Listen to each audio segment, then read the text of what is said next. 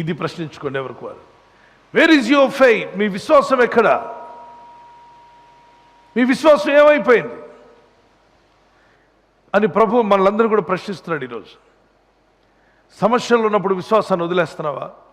బాధలో ఉన్నప్పుడు విశ్వాసాన్ని విడిచిపెడుతున్నావా?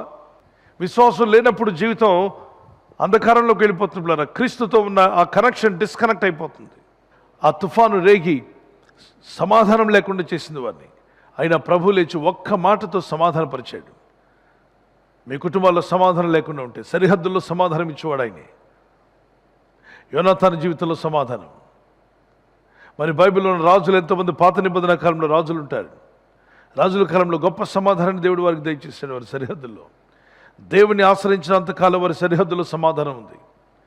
మీరున్న ప్రాంతంలో సమాధానం, మీరు చేసే పనిపాట్లలో సమాధానం, మీ ఉద్యోగంలో, మీరు చేస్తున్న వ్యాపారంలో మీకు సమాధానం ఉండాలి.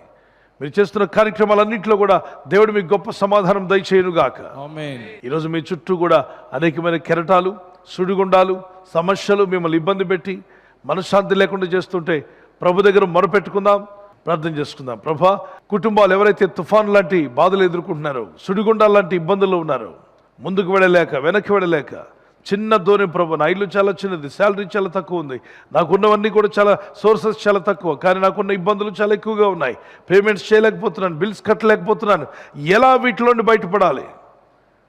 నశించిపోతున్నాను అనుకు ప్రార్థన చేయి. ఆ చిన్న దోణిలో ఉన్న పేతురు, యోహాను, యాకోబులను రక్షించిన దేవుడు నిన్ను, నీ కుటుంబాన్ని రక్షించబోతున్నాడు. ఆమేన్. హల్లెలూయా. రక్షణ మీ సొంతమగునుగాక. ఆమేన్. దేవుని సహాయం మీ ఇంటికి వచ్చునుగాక. ఆమేన్. మీ సరిహద్దుల్లో సమాధానము, మీ ఇంటికి నెమ్మది యేసు నామములో ఈ సమయంలో ప్రభు మీకు అనుగ్రహించునుగాక. ప్రార్థన చేద్దాం. చేతులు ప్రభు